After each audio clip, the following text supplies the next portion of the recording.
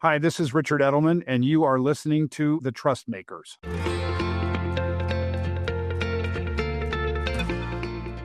Hi, I'm Amanda Edelman, Deputy General Manager of Chicago and COO of the Gen Z Lab at Edelman.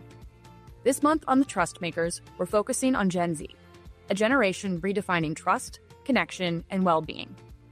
They're questioning traditional institutions, turning to peers and platforms for advice, and setting new expectations for wellness in school, work, and daily life.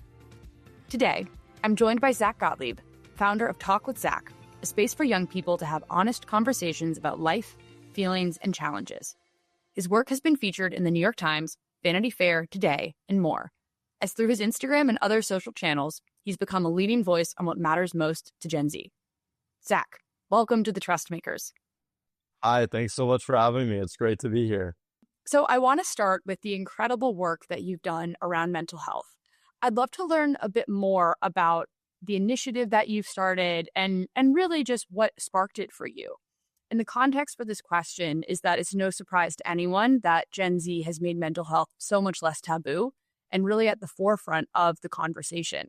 So I'm curious how this manifested for you and what made you want to do something about it. So I founded Talk with Zach back in 2021, and this was as we were kind of like coming out of the pandemic. Mental health was something that was in every major news headline because of the isolation we felt. But I noticed that mental health wasn't something unique to COVID, but it was something that we've been dealing with for a while before and that we'd continue to deal with long after. So I really wanted to take that as an opportunity to have the conversations we needed to be having about wellness. And especially as a guy, like guys really don't talk about wellness. We don't talk about emotions. We're not really as emotionally intelligent as we should be. So I really wanted to model what it looks like to speak out and be open and be vulnerable as a guy, especially. And it kind of blossomed from there. And I think that mental health, as you said, has become a less taboo topic, which is great.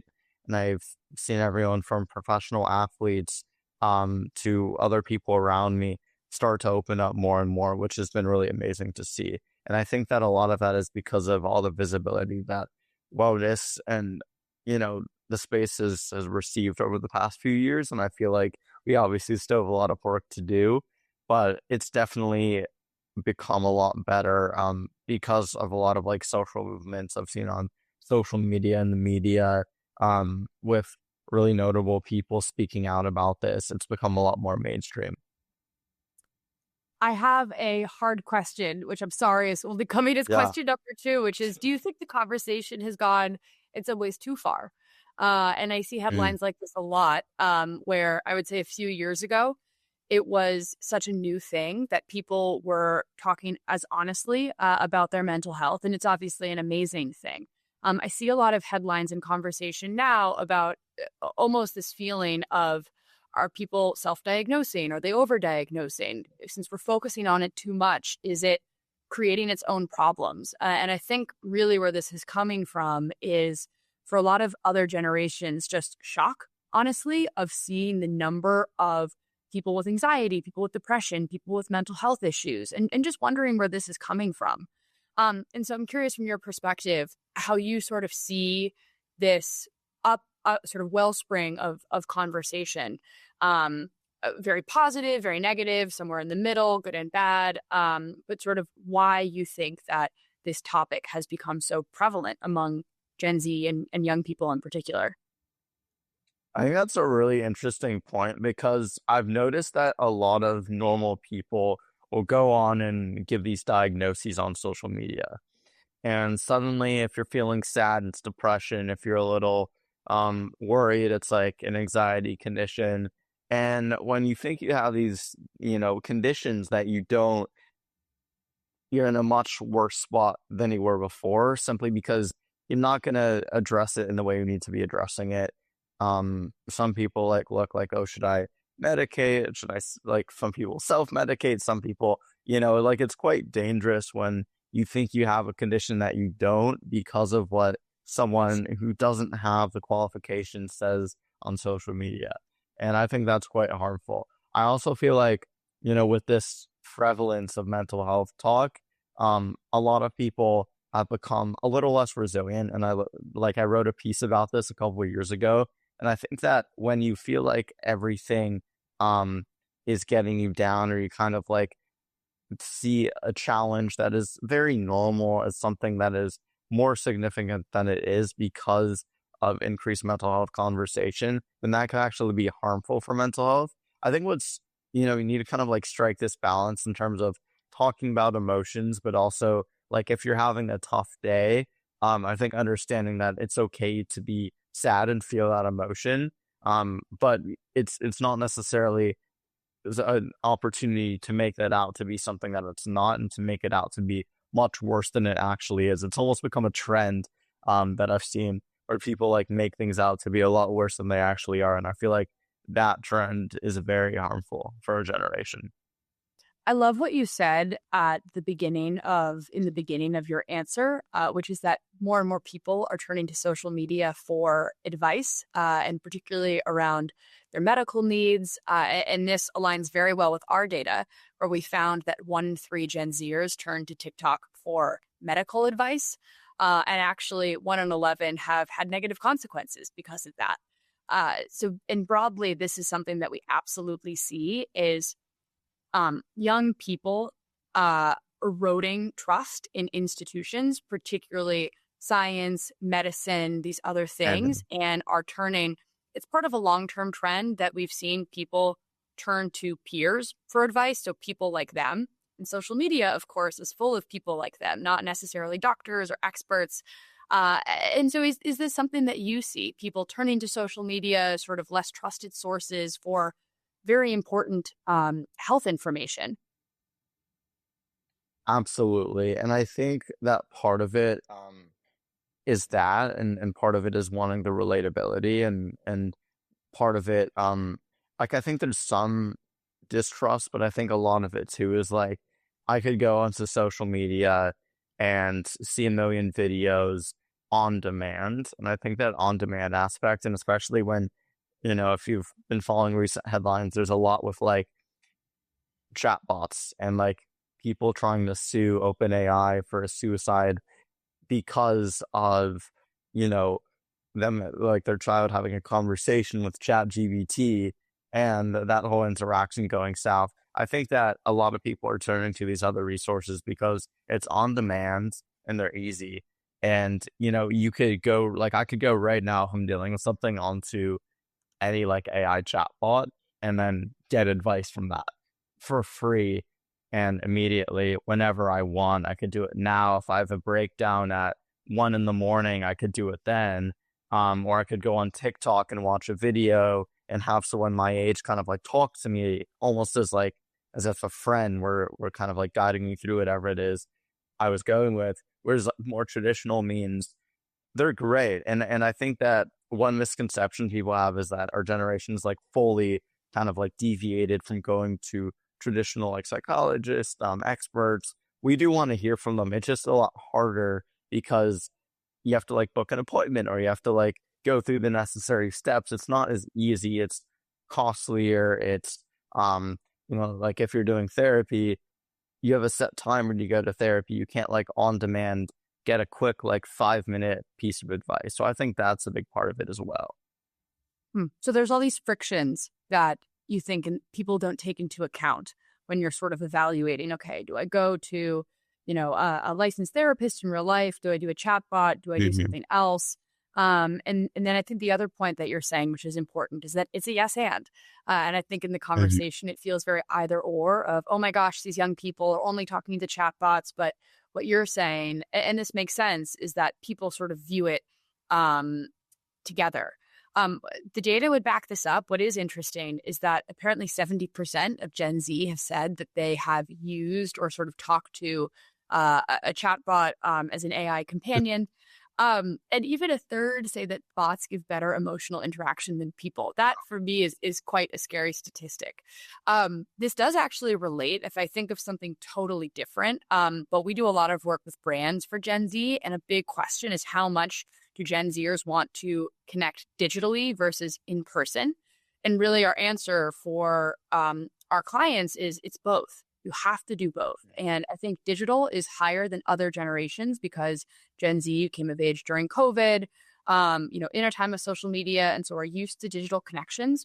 That being said, I believe that there is an innate human drive to want to connect in person that hasn't gone away. That is just a fundamentally human dynamic. And so it's interesting. I view that from sort of brand connection perspective, but even from a mental health perspective and how you're getting care, it is similar, where you have sort of the in real life therapist, and you have the digital channels and all of this. I want to ask you a question about AI, because that I think is at the tip of everyone's tongue. Everyone's talking about it, and you're in college right now. And so I'm curious how people are talking about AI, and I'll maybe give a little bit of an opinion, and then would love to hear yours, which is that there's this sort of dichotomy or two sides of the same coin that we hear from a lot of Gen Zers, which is on one hand, it's a lifeline of this helps me get through my day. I use it for logistics, for my work, emotionally, for school. But on the other hand, I think it also existentially stresses people out because people understand AI is totally changing the job market. Is the job that I'm training for or that I have currently even going to be around in 3 to 5 years or 2 years?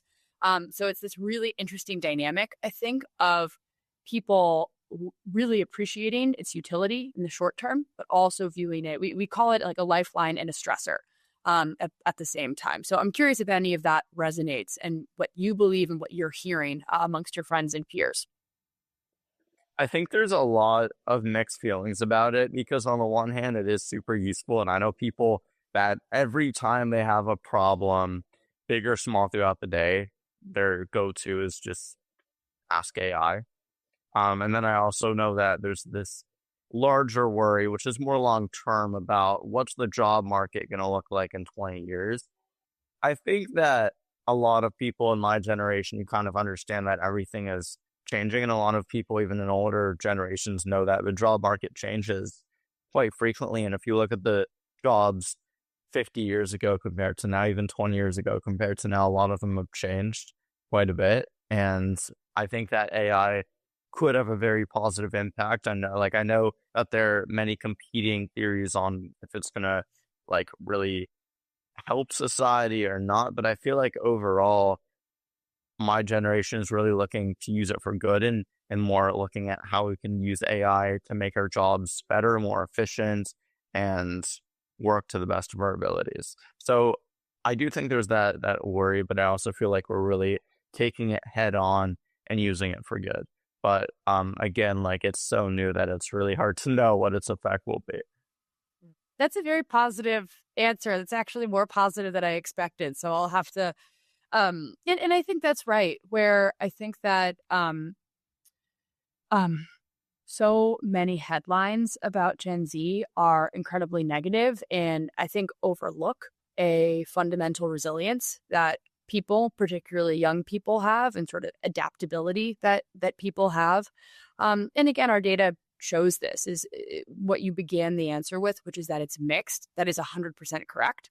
Where a number of people think that the negatives outweigh the positives, but then, half of people believe that the positives outweigh the negatives. What is true, and this is what you talked about, is that regardless of where you sit in the spectrum of if it's positive or negative, it's a fundamental change.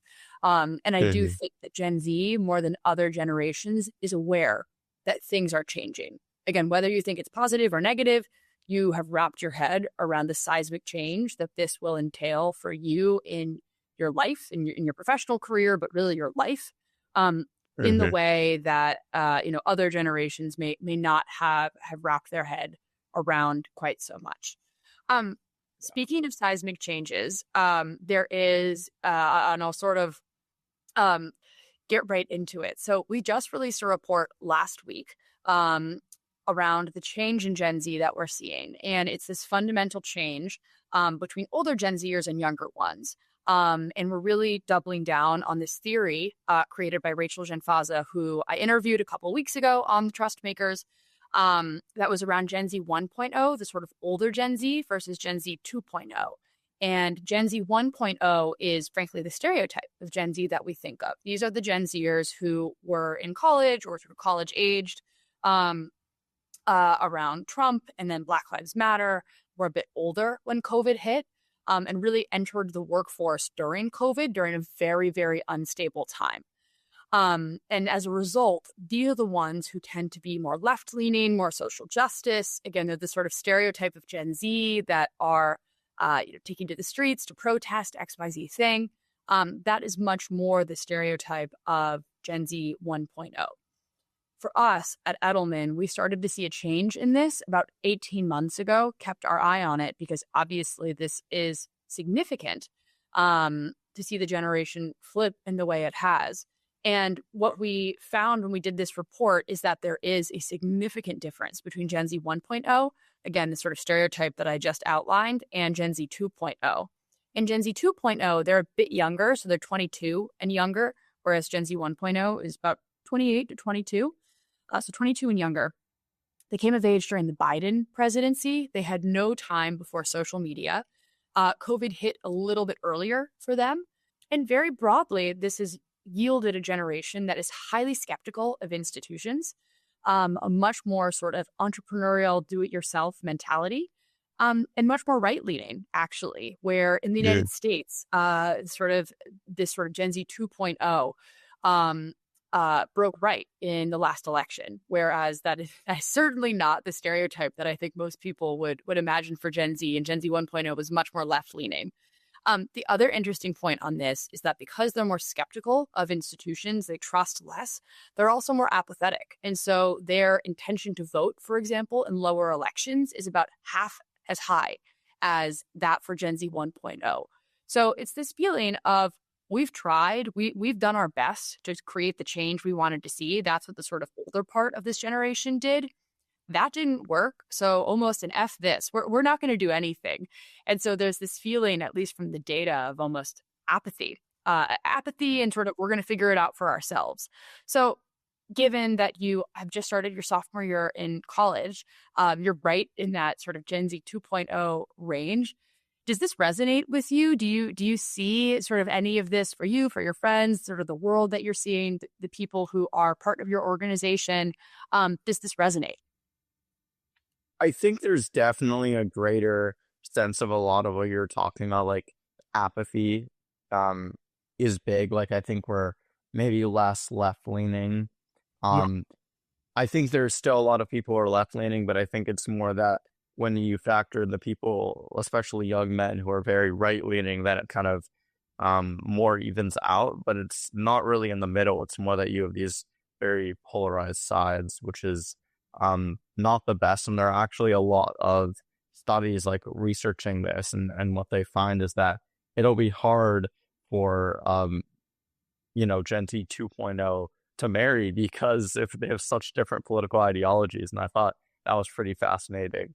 I think we are better than like a lot of like what these trends may show, just because I think that we're incredibly resilient and we still do want to create change. Like I think, like I know so many change makers, and I think that maybe instead of activating in the same way that Gen Z 1.0 did, maybe we're a little different.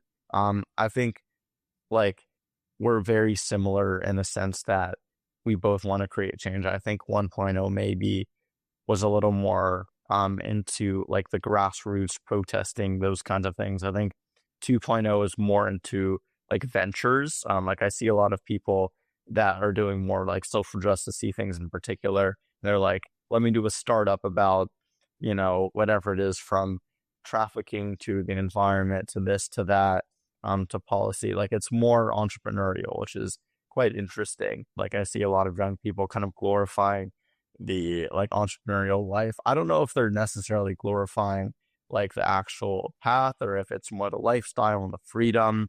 I think the theme of freedom though is a big thing, and a lot of people kind of want to escape like the sense of being tied down to some sort of like corporate job, and they want to go explore and like not be tied down to institutions. Obviously that's not everyone, and I for one find a lot of value in getting experience working for other people and learning that way. But I mean, everyone's different. I'm also a very entrepreneurial person, and I think it's a very interesting mix of kinds of people like wanting to go do their own thing and also conforming.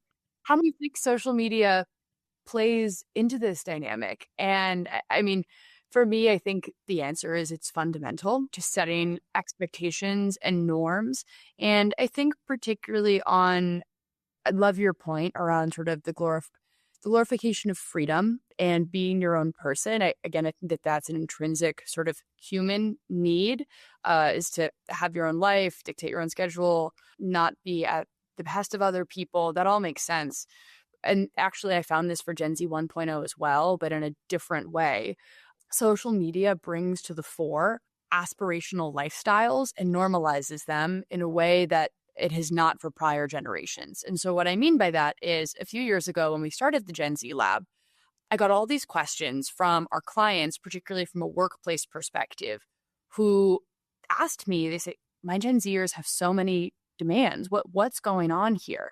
And I think part of that was the labor market, but I also think part of it is content that people saw in social media of here's how to talk to your boss. Like, I pushed back and this positive thing happened to me. And the other thing too is seeing a lot of content creators who did that full time.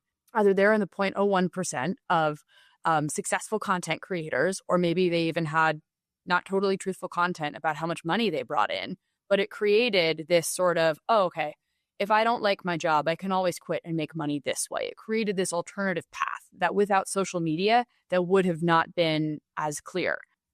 Yeah, absolutely. And I think, first of all, like, we see so much on social media that isn't necessarily true, but it's great content. So pushing back on your boss, I've seen that content.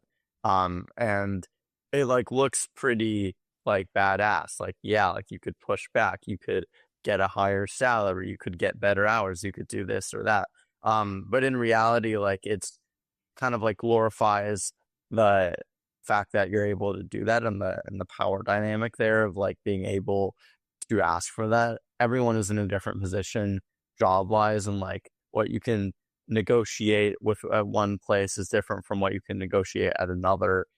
And I think that, you're just seeing all this content and you're kind of inundated with a lot of people saying like you have the right, it's your prerogative to do like this or that. And I don't think that that's very healthy for a lot of people who don't really understand like or have the judgment to know when to, exercise that right. I also think like when you have someone renting a very nice car and, saying like, here's how you can make 10K a month doing like online whatever, that's very attractive for a lot of people and happy at their jobs or wanting to make money.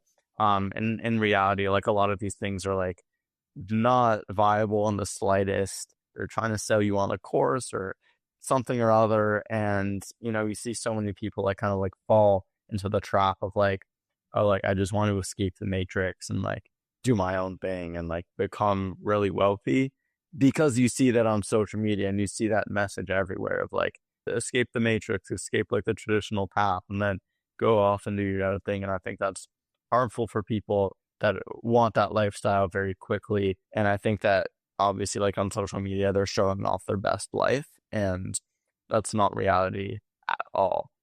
So I think social media has played a big role. I also think it's just opened up like entirely different careers. Like you said, like influencers, that's a career now. I started Talk with Zach on social media. I wouldn't be here having this conversation with you if it weren't for social media. So I think it has like also provided people a lot of opportunity, and it gives everyone a voice and a platform. Like 20 years ago, if you wanted to do something and make a change, like it was so much harder. Like, where do you even start? Like, you really have to go grassroots from the ground up and build something. Nowadays, you post a viral video and suddenly the world is your oyster. Anyone could start off and build something if they really put your mind to it. Well said. I think this actually goes back to what we said at the beginning of the conversation. And I think they're two sides of the same coin, which is access to expertise and influence has been democratized.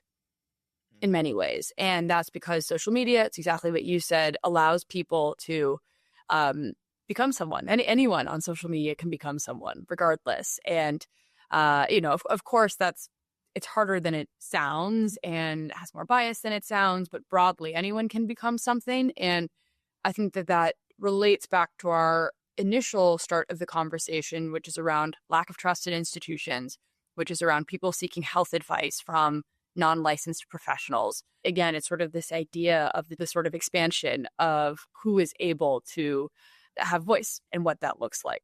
I just have a couple more questions for you.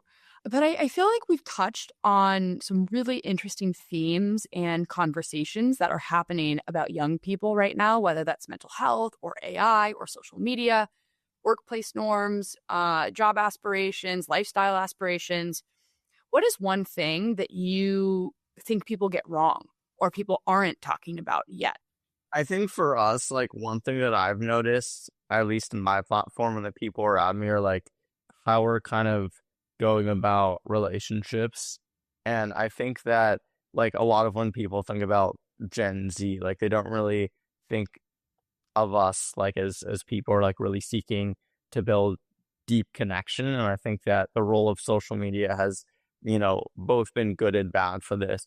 I think other like at least the media and like older generations have been quick to say like social media is a bad thing for deepening connections and you really need in-person time. I think that it would be great to see how we could use both, like you said before with brands, like how do brands reach people, and that's both. I think the same can be said for relationships. I need digital connection with other people in order to like maintain a lot of my friendships and relationships with people I don't like physically see all the time, but also like having in person like real life experiences with people are crucial. And I think just understanding like you need both, and we care so much about relationships. I'd say like that was probably the number one thing on my platform that came after was like that, and then like probably like academic pressure, and then pressure about like financial stress about like future. But that was obviously less because most of my platform were people in high school and coming of age. But I think relationships are so crucial to our well-being. They're probably the defining factor, and I just feel like we need to pay more attention to how we're making those and how we're connecting with other people.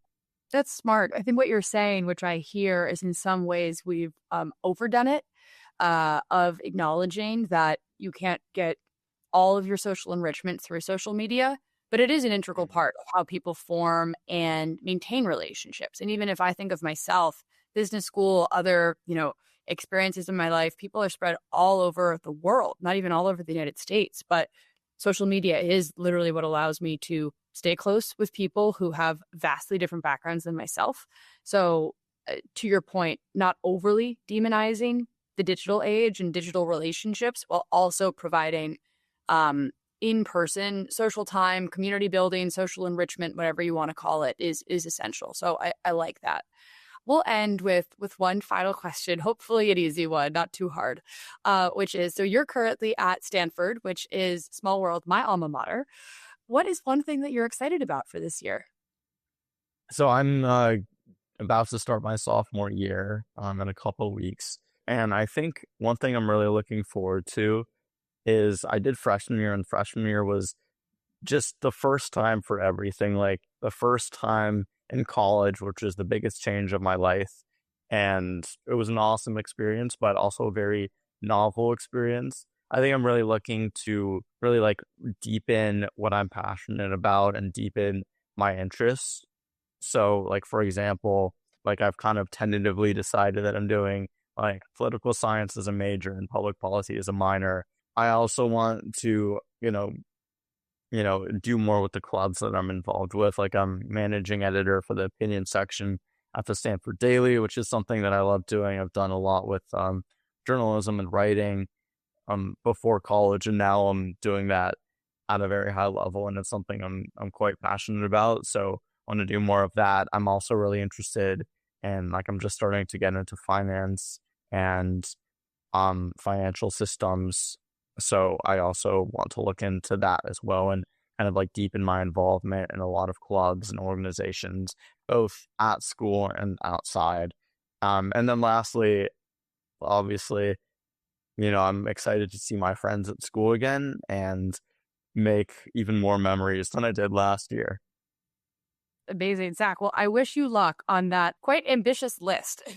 But again, thank you so much, Zach, for your insights and expertise. Unfortunately, that is all the time that we have. I'm so happy to share that our new Gen Z report is officially out and is available for those who are interested. You can find it on Edelman.com. As discussed, we are exploring the Gen Z 1.0 versus 2.0 dynamic with research from our Trust Barometer findings and with additional perspectives from experts on our team. Thank you so much for listening to The Trust Makers, and see you again soon. Thank you for tuning into The Trust Makers, an Edelman podcast in partnership with Advertising Week, where we speak with leaders and other trust builders across institutions. See you next time.